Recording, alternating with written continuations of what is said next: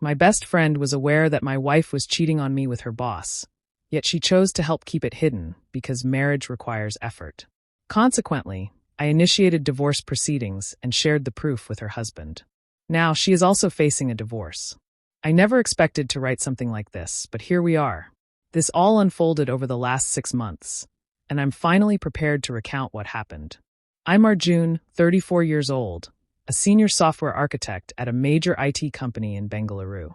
I was married to Priya for 7 years, or at least I used to be. She's 32 and worked as a marketing manager at a pharmaceutical firm. We met through mutual friends at a house party in Indiger back in 2015. Life was good. We had our own 3-bedroom apartment in HSR layout, both earning decent salaries and planning to have kids next year. Her parents liked me, while mine were more tolerant of her. They preferred me to marry someone from our community, but that didn't matter to me.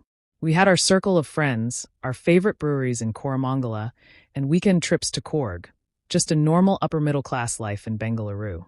The trouble began in January of this year. Priya was promoted to senior marketing manager, reporting directly to the VP. With the promotion came more money, more responsibilities, and more late nights. I was thrilled for her. Why wouldn't I be? My wife was excelling professionally, but then things began to shift. At first, it was small changes. She started spending a lot of time on her phone, not just casual scrolling. She would angle the screen away from me. Whenever I entered a room, she would quickly switch apps. I'm not an insecure person, I've never been. But I'm not blind either. Arguments erupted over trivial matters. If I left a coffee mug on the table, it turned into a huge fight. I suggested visiting my parents for the weekend, and she would explode, calling me a mama's boy. This was from a woman who used to bring extra sweets for my mother during visits. Client dinners became common. In the pharmaceutical industry, there are many doctors to entertain. It made sense, but she would come home at 1 a.m., smelling like she had bathed in perfume. Not drunk, just different. This is when my best friend Cabby entered the picture. I've known her since engineering college and introduced her to Priya. They became very close. Cabby is married to Vikram, a solid guy running a construction business. We often went on couples trips and poker nights together. When I mentioned to Cabby that Priya seemed off, she immediately dismissed my concerns. Arjun, you're overthinking it. You know how stressful senior roles can be. Marriage requires work. You can't expect it to be a honeymoon forever. Maybe you should concentrate on your own career instead of focusing on hers. That last comment irritated me, but I let it slide. Cabby worked in HR. Maybe she understood corporate stress better than I did. The turning point was holy. We usually celebrated at Vikram's farmhouse outside the city, with a big party of 50 to 60 people, catered food, and a rain dance. 3 days before, Priya announced she couldn't attend due to an important presentation for the board that Monday. She needed the weekend to prepare. I offered to help, as I had created enough corporate presentations to navigate that. She snapped at me. Not everything is about coding and algorithms, Arjun. This is serious business strategy.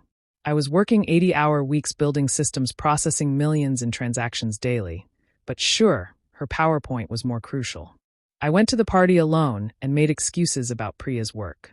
Cabby was overly sympathetic, constantly refilling my drinks and praising Priya's dedication to her career, telling me I should be proud of having such an ambitious wife. Something felt off about her eagerness. That night, frustrated and inebriated, I did something I had never done before. I checked Priya's location on Google Maps. We had shared our locations for safety years ago, but I never really used it. She wasn't at home or at her office. She was at the Oberoi Hotel. I sobered up quickly and took a screenshot. An hour later, she was still there. I screenshot again, drove back to the city at 2 a.m., telling everyone I had a work emergency. I got home by 3:30, and Priya's car was absent. I waited in my car outside our apartment complex, and she returned at 5:47 a.m.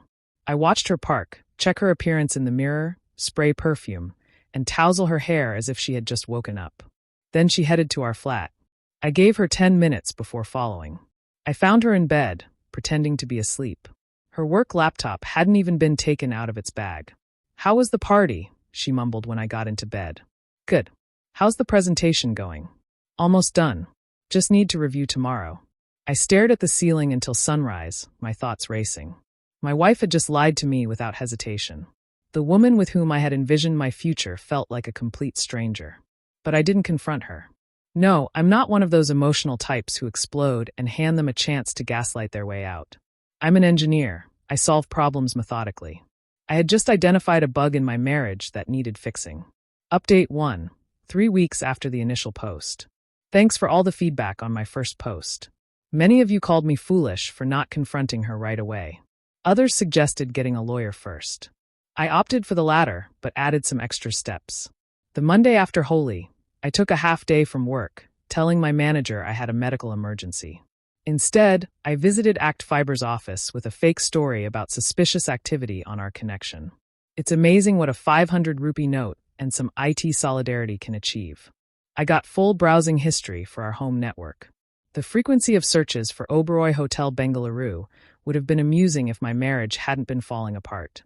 Next, I looked at credit card statements. We had a joint account for household expenses, but separate cards for personal use. I had never checked hers before. I trusted her. She had been clever enough to pay cash at the hotel, but not smart enough to avoid using her card at the hotel bar. Multiple charges. Always on nights she claimed to be working late. Phone records were trickier. I couldn't access actual message content, but I could see patterns. One number dominated her WhatsApp and regular calls, saved in her phone as Pharma Vendor Delhi. Cute, except this vendor seemed to require urgent consultations at 11 p.m. frequently. I cross-referenced the number, Rajesh Malhotra, her boss, married with 2 kids, a house in Whitefield. LinkedIn showed his wife as a homemaker, with tons of photos of happy family vacations. The jerk even claimed family first in his bio. But it got worse. Remember those girls' nights Priya had with Cabby? The ones where they went to that new resto bar in Koramangala, and I would pick her up because drinking and driving is irresponsible? Well, the Uber receipt showed Priya being dropped off at Cabby's place, while Cabby's Instagram stories from those nights showed her at home posting about meal prep and workouts. My best friend, the woman I had trusted for over a decade, was covering for my wife's affair. I felt sick. It's one thing to be cheated on by your spouse. That happens. People can be weak. But having your best friend actively assist? That's a whole new level of betrayal. I needed real proof, though. Call logs and hotel receipts wouldn't hold up in court. So, I did what any self-respecting software engineer would do. I hacked my wife's phone. Nothing too fancy. She used the same password for everything. Her birthday plus 123. I installed a monitoring app hidden deep in the system files, gaining full access to messages, calls, photos, locations, everything. The messages between her and Rajesh made me want to vomit. Missing you, baby. Can't wait for Mumbai trip next week. Tell Arjun you have a team dinner. Cabby will cover if he asks. There were photos. I won't describe them, but let's just say Priya had been sending content that would shock her conservative parents. The Mumbai trip was real, a pharmaceutical conference. However, while I assumed she was sharing a room with a female colleague, she was actually bunking with her boss. They had even extended their stay to Lonavala for the weekend. I paid for that trip thinking she needed a break from stress. The real kicker came when I discovered a WhatsApp group with just Priya and Cabby. Cabby texted, "Arjun thinks you were with me last night. He didn't suspect anything." Priya replied, "You're the best. I owe you big time." Cabby warned, "Just be careful. Vikram's been asking why you're never actually here during our supposed plans." Priya responded, "Maybe you need your own distraction." Cabby joked, "I already have one, this guy from work. Just emotional support for now." But Priya encouraged, "Get it, girl. Vikram's boring." I sat in my car outside a CCD reading those messages, my hands surprisingly steady. No shaking, no tears, just cold clarity. My wife was betraying me. My best friend was also betraying me and was complicit. They both were laughing at their husbands behind our backs. They wanted to play games? Fine. I would show them how a software architect systematically and thoroughly debugs a problem. Update 2, 2 weeks after Update 1. The comments on my last update were wild. Half of you urged me to burn everything down immediately. The other half said to be strategic. I opted for strategy. The first step was legal consultation. I found a lawyer in Giant through a colleague who had gone through a messy divorce. Mrs. Sharma, in her mid-50s, specialized in high-net-worth divorces. She examined my evidence and smiled like a shark. While adultery is no longer criminal, it still holds weight in divorce proceedings, especially with this level of documentation. We discussed strategy. I wanted to file under mental cruelty and adultery. She recommended including financial fraud, since I discovered Priya had been taking money from our joint account for her hotel escapades. I documented everything, organized my finances, and moved valuable items to safety. She advised me not to leave the house because possession matters. I followed her guidance closely, opening a new salary account, redirecting my deposits, and storing important documents in my office locker. I backed up all evidence in multiple locations, including a cloud service. Meanwhile, I continued to play the oblivious husband. Priya was getting bolder, barely concealing her affair anymore. 3-day conferences in Mumbai, team-building weekends in Goa. Each instance was meticulously documented through the tracking app. I also started investigating Cabby's situation. If she was involved with this Adifir guy, Vikram deserved to know. Brothers before hoes, right? Adifir turned out to be her junior colleague in HR, such a cliché. I found their Instagram conversations, filled with hearts and kisses on each other's posts, inside jokes about work husbands and wives. Cabby had been deleting texts but forgot about Instagram. I took screenshots of everything, flirty messages, lunch date selfies, and stories of working late together that didn't add up. Here's where I made a strategic decision. Instead of confronting everyone dramatically, I would allow them to hang themselves. Priya's company had strict policies about workplace relationships, especially between supervisors and their subordinates. Rajesh was literally her boss. One anonymous complaint with evidence would ruin both of their careers. However, I wanted more than just professional destruction. I wanted personal annihilation. I waited for the perfect moment, which came in the form of a wedding. Priya's cousin was getting married in my hometown, a big, extravagant Indian wedding with about 500 guests over 3 days. Both families would be there. Perfect timing. 2 weeks before the wedding, I filed for divorce. The papers were prepared, just not submitted to court yet. At the same time, I compiled a package for Vikram, printing screenshots of Cabby's emotional affair and her disparaging messages about him. For Rajesh's wife, I created a detailed timeline of every hotel visit, message, and photo exchange between her husband and my wife, including credit card receipts showing gifts Rajesh bought for Priya using their joint account. The day before we headed to my hometown, I set my plan in motion. I sent Vikram the package via courier, timed to arrive when Cabby would be at work. I emailed Rajesh's wife from an anonymous account, providing all the evidence and CCing the HR head of Priya's company and the board of directors to ensure they were aware. Then I drove to my hometown with Priya, acting as if nothing was wrong. She spent the entire ride texting Rajesh about how dull family events were and how she couldn't wait to return to Bengaluru and to him. I kept my phone on silent. By evening, it was buzzing nonstop. The wedding was on Saturday, but by Friday night, the fallout had begun. Update 3. The execution, posted 10 days after Update 2. Friday night at the wedding felt like watching dominoes fall in slow motion. It started with Cabby calling Priya repeatedly. Priya kept declining, likely thinking it was about some girls' night plans. Eventually, she stepped out to take the call during the Sangeet ceremony. I watched her expression change from irritation to confusion to outright panic in about 30 seconds. She glanced at me across the courtyard, and I smiled and waved. She rushed over to me, trying to keep her voice low.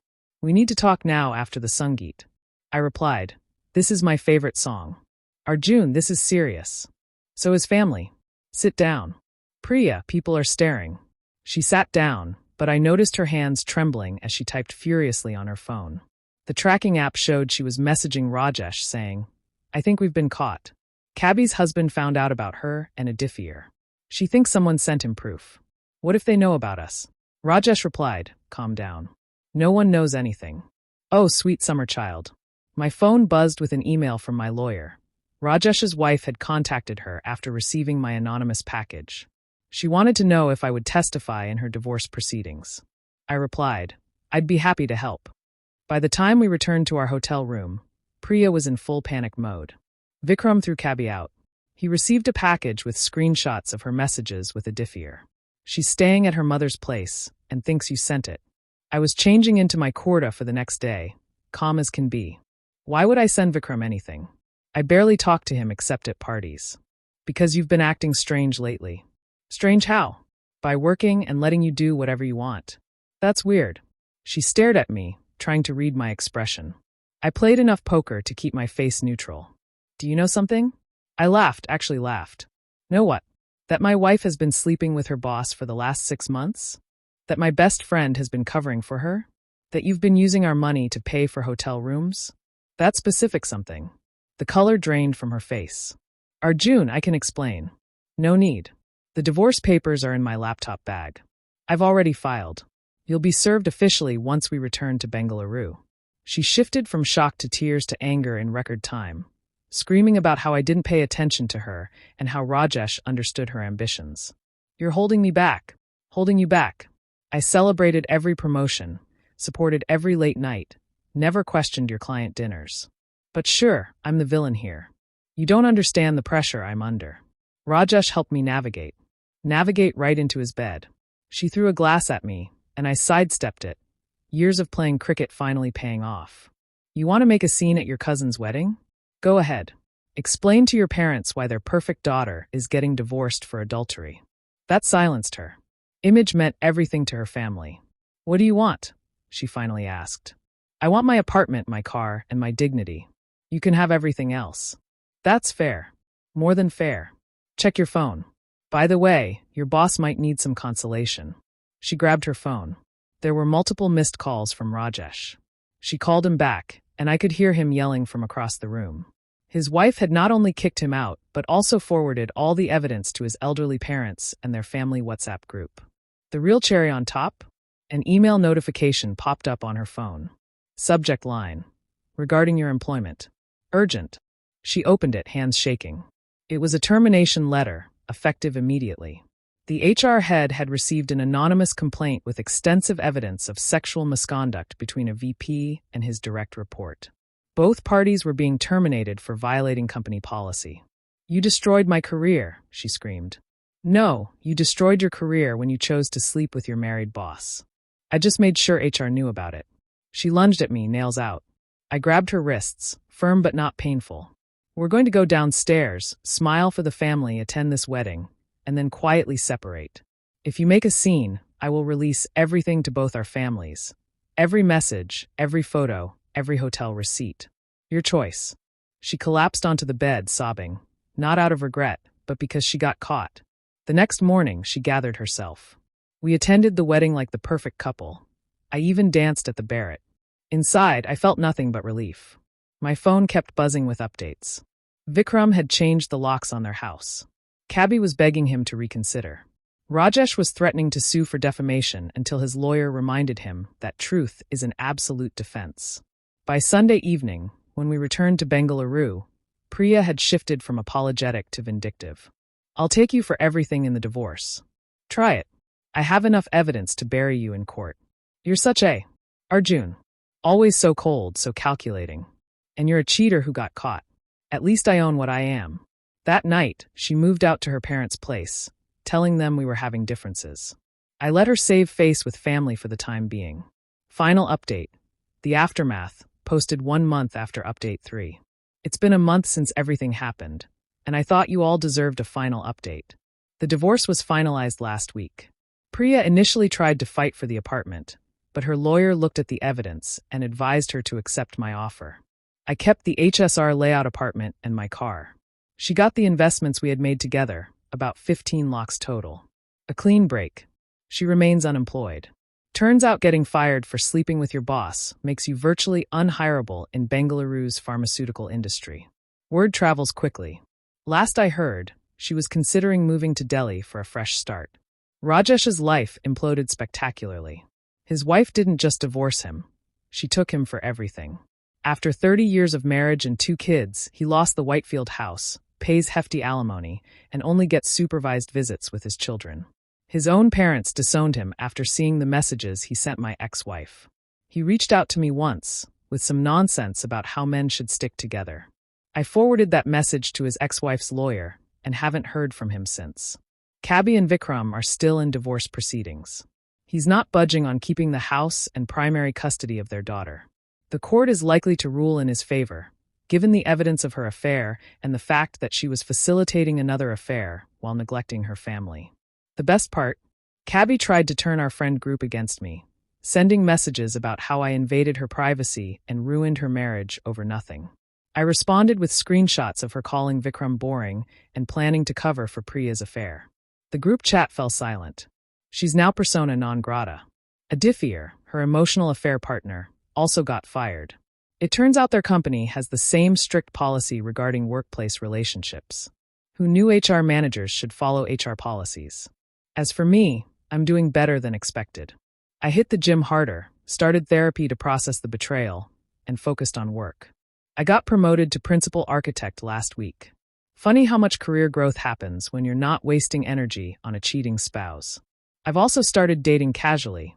Nothing serious, just coffee and conversation. My therapist says it's healthy to remind myself that not everyone is a lying piece of work. Some of you may think I went too far or that I should have just confronted them and moved on. But here's the thing, they didn't just cheat. They laughed about it. They made fools of me and Vikram while doing whatever they wanted. Actions have consequences. They forgot that my parents want me to remarry eventually. Good boys from good families are in demand. My mother says maybe someday. For now, I'm enjoying my peace. The apartment is quieter now. No more fake work calls or mysterious client dinners. Just me, my code, and the satisfaction of knowing I handled my business like a man should, with precision and zero regrets. To anyone reading this who's experiencing something similar, document everything. Get a lawyer. Don't let emotions drive your decisions. And remember, the best revenge isn't getting even. It's getting everything you deserve while they receive exactly what they deserve.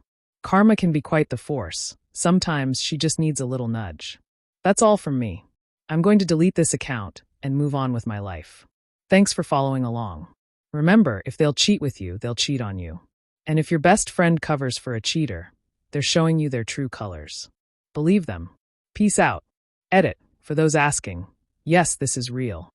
No, I won't provide proof that could identify anyone involved. Yes, I'm aware I sound cold. When someone rips your heart out, you learn to think with your head instead. Edit 2.